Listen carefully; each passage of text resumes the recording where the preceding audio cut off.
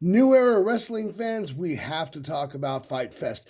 And you should probably get some tissues because when we get to the main event, there'll probably be some tears. All right, guys. First thing I want to do, though, before I get into this, I've been giving some shout outs over the last couple of reviews, people that are, in my opinion, unsung heroes at the show. But I want to talk to you about one guy in particular. You always see him running around with his camera. He's also the guy that puts together the blockbusters for you. He also has a podcast. It's called Minefields. Give that a listen. If you decide to go back to the beginning, I've been enjoying the first couple episodes of talking about long boxes, short boxes, and comic books in general. Just give them a listen. I think it'll be worth your time, especially if you're interested in comics and stuff. Check out the blockbusters if you haven't already. And remember, if you see him on social media, give him a thank you for all the hard work he puts in because this dude does a lot.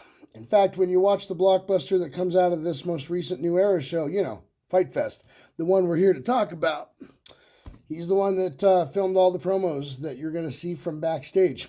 So let's get into this real quick because I'm running a little late leaving my office just so I can give you guys this, and I need to get home for the night. All right, guys, up first.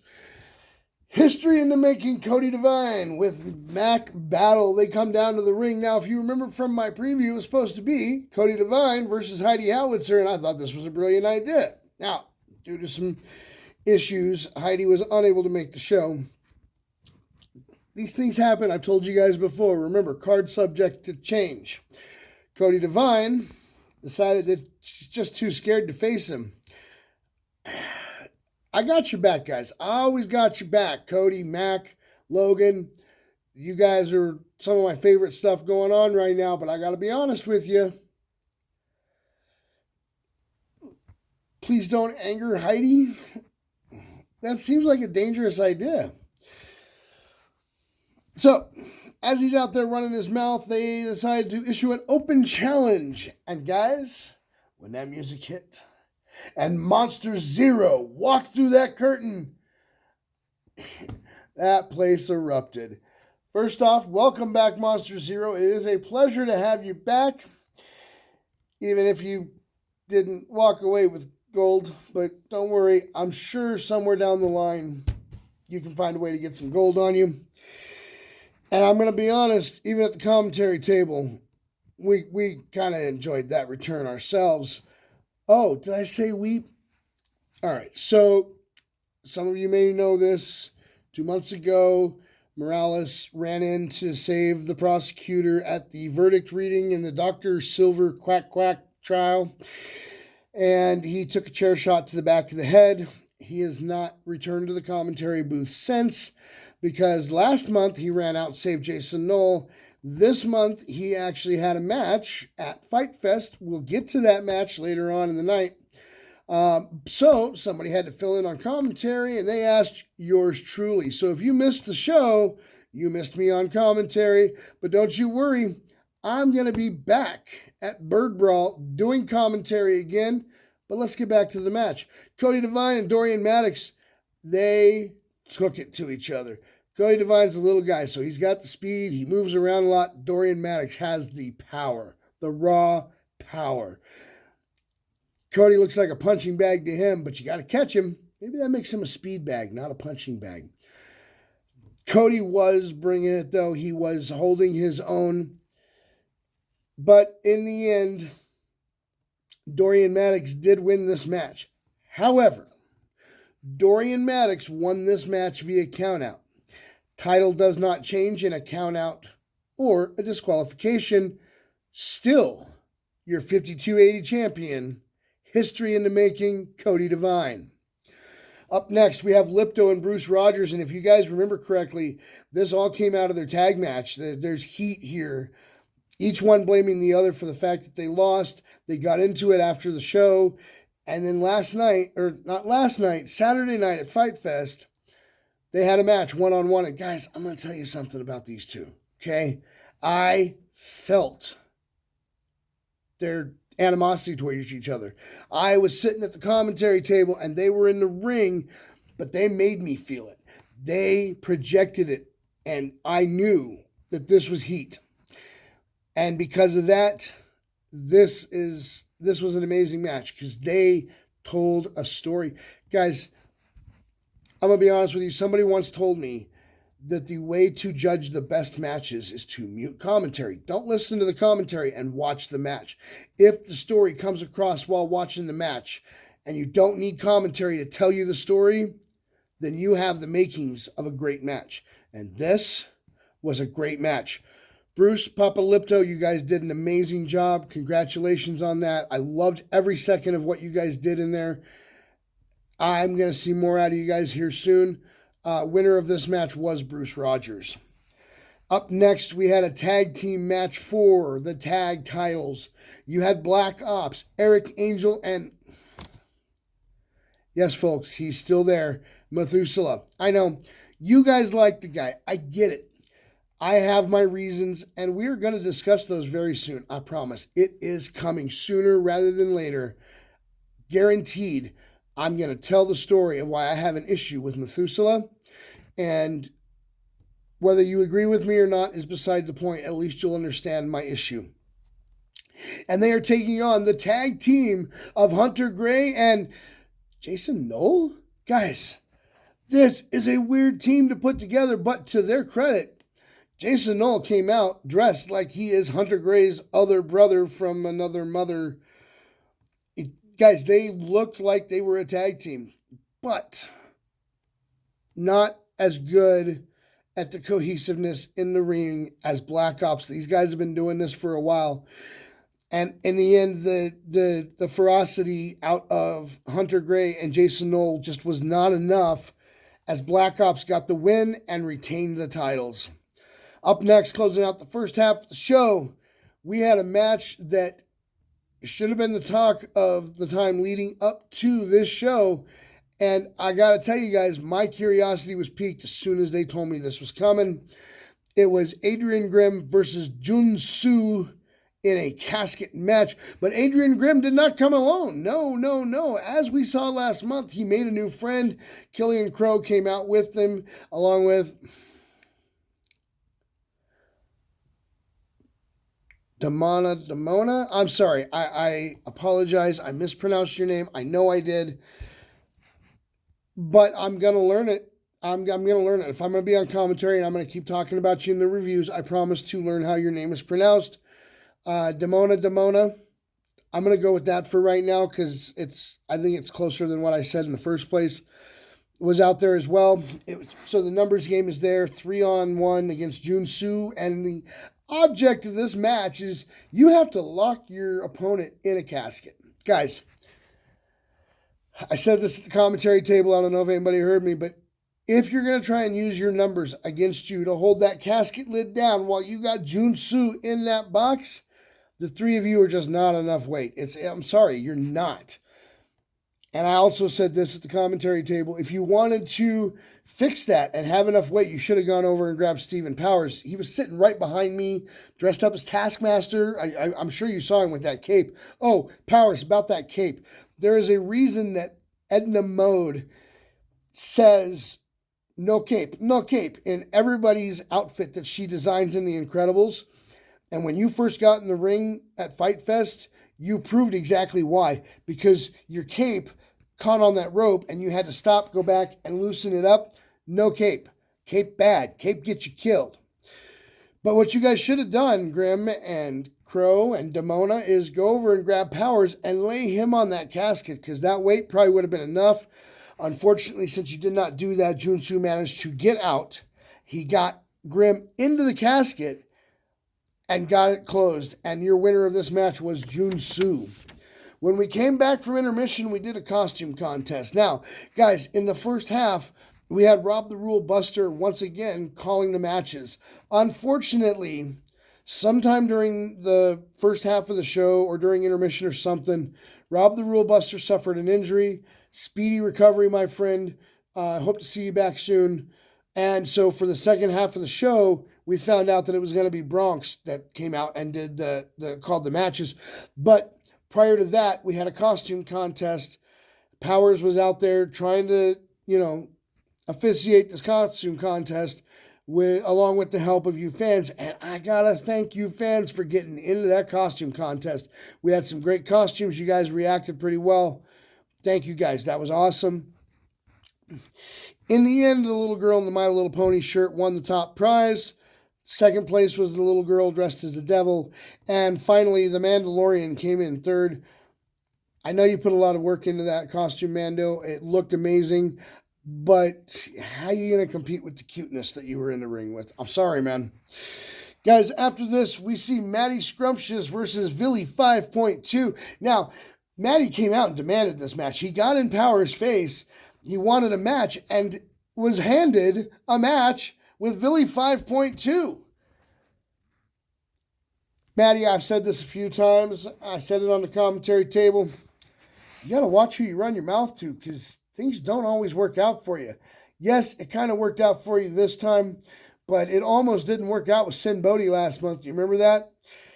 I don't think that your luck is going to last too much longer. And I'm going to tell you right now, from my perspective, whether I'm sitting in the crowd or I'm sitting at the commentary table, I am looking forward to the day when somebody shows you the error of your ways when it comes to you running your mouth. I will be cheering loudly, not because I dislike you, but because you're finally going to get what you need. You're going to get that lesson that somebody is going to give you, and I look forward to it. I really do, Maddie. By the way, those sunglasses are cheap. Stop telling everybody you spent a lot of money on them, man. All right? I never thought I would utter the following statement. However, Maddie Scrumptious did win this match. We're not going to discuss the how. We're not going to get into that. Maddie won. Nobody was happy. Except Maddie. Well, only Maddie, I guess. During this match, though, something really weird happened, guys. I'm sitting there, I'm doing commentary with my commentary partner, who usually sits there with Morales, with Nate. Nate is sitting there, we're in the middle of calling this match, and all of a sudden, Nate gets up and says, I gotta go to the bathroom. Nate, we're actively calling a match right now. Where are you going? Do you guys know what this fool got up to do? He didn't get up to go to the bathroom. Nate went into the back. He put on a costume, and he came back out to Morales' music, because up next we have Morales versus Caleb Crush. So, of course, Nate walks his way down to the ring in this 8-ball costume with this black wrap covering his head and the fedora on top, and Caleb comes out of nowhere and lays him out. The hat goes flying. Caleb reaches down, grabs a hold of that black wrap, pulls it off, and sees that it's Nate underneath, laughing maniacally. Now, to be fair, the look on Caleb Crush's face and on Quack's face was priceless, and it was laughable. But Nate, you could have gotten yourself killed. And the least you could have done was given me, your commentary partner for the night, you could have given me a heads up where you were really going. Instead, I had to sit there and watch you get attacked by Caleb because I'm not dumb enough to get in Caleb's way. I'm not a trained wrestler. You are out of the business. You're not a wrestler anymore. You're a commentary guy. You and I, we don't get involved in the physicalities. We leave that to people like Morales because they know what they're doing and they're designed for it. You and I, we're designed to sit at that commentary booth and talk about how much we hate Quack, all right? And talk about how Caleb Crush is a narcissistic psychopath, and that is the main reason you shouldn't have gotten involved. However, you're right, the look on their faces was kind of priceless. As this is happening, though, Jack Skellington, who had been in the costume contest just a little bit earlier, all of a sudden comes running up and starts hitting Caleb Crush from behind. Next thing I know, Nate's back at the table with me, and we are calling Caleb Crush versus Morales, because Morales was under the Jack Skellington mask. Brilliantly pulled off. The Mafia numero uno Morales once again pulled the wool over his opponent's eyes. Sat there. This match went back and forth. And in the end, Mafia's el numero uno, Tony Morales, won the match. Congratulations, boss. We're very proud of you in the Mafia. And it doesn't end there, though. Because as they were celebrating the win, Dr. Silver decided, hey, Crush, get back to the hospital, take your meds, blah, blah, blah. Morales, let's have one more match. Let's do this again next month at Bird Brawl. Morales, well, he also said some choice words about Morales' family, but Morales said, first off, don't talk about my family. He said, second, what's in it for me? And Dr. Silver said, I'll tell you what, if you take on my guy next month, after the match, if you win, I'll step in the ring for 5 minutes. I'll give you 5 minutes, whatever you want in the ring. I don't know about you guys, but that sounds pretty worth it to me. If Morales is willing to keep this going, that seems like a worthy offer. So Morales ended up accepting this, and Dr. Silver announced that next month at Bird Brawl, it will be Tony Morales versus Johnny Proof. Guys, Johnny Proof is returning to New Era. I haven't seen Johnny Proof at a New Era show. I think it was pre-pandemic last time I saw him. This is exciting. Now, I bet you're sitting here thinking, Max is sitting there going, oh, that's going to be a rough match. I'm not thinking that whatsoever. Guys, I would not be a part of the Mafia if I didn't have full faith in Mafia numero uno, Tony Morales. Johnny Proof is a dangerous opponent. But Caleb Crush is a narcissistic psychopath. If I was worried about anybody, it's the narcissistic psychopath. And as dangerous as Johnny Proof is in that ring, as good as Johnny Proof is in that ring, you and I both know that at the end of the day, Morales has something to prove. And he is going to go out there. He is going to prove it. He is going to get his hands dirty, and he's doing it for all of you. Every one of you fans at ringside. For Nate at the commentary booth. For me, currently occupying the commentary booth. For everybody over at the concession stand in the door. For everybody in the back.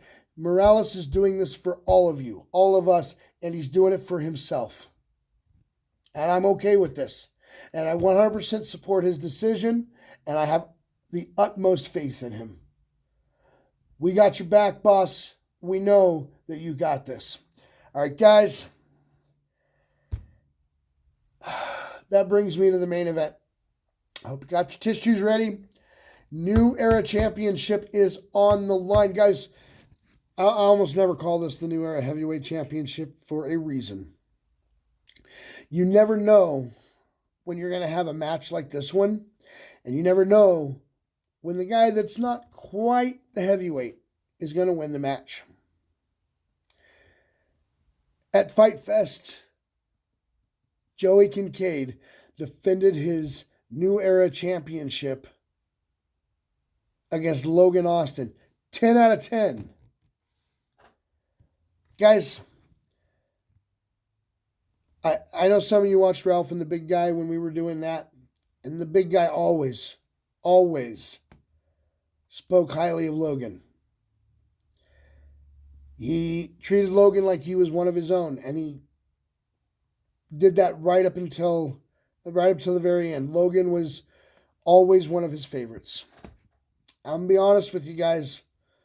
I truly believe the Big Guy is looking down, proud of Logan right now. Whether you fans agree with that or not, doesn't matter. The Big Guy's proud of him. I have personally stated that I believe Logan is the future of this business. I stand by that. Whether you agree with Logan now, whether you like him or not right now, it doesn't matter. This kid is going places. Cody Devine, you're amazing. I'm sure you're going places as well, but this kid has something. I can't explain it. There is something about Logan. He's going to make us all very proud one day with what he does in this business. Tonight is no exception. Now, some of you guys are going to have tears over the results of the match. Some of you are going to have tears over what happened after the match. Guys, Logan went after the knee just like Sin Bodhi, just like everybody does, because Kincaid puts that knee brace on. He paints a target on that knee. I mean, it's going to happen. And I know he walks in there knowing that.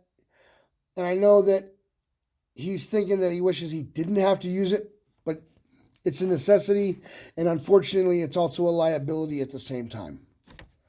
Logan went after that knee the entire match. He worked it.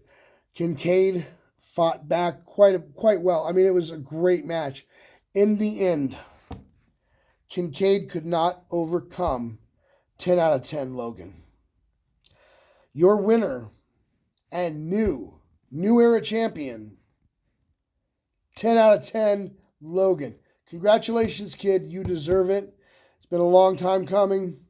I know your family is proud of you. I look forward to what you do in the future. I really do. Right now, just make us proud as a champion.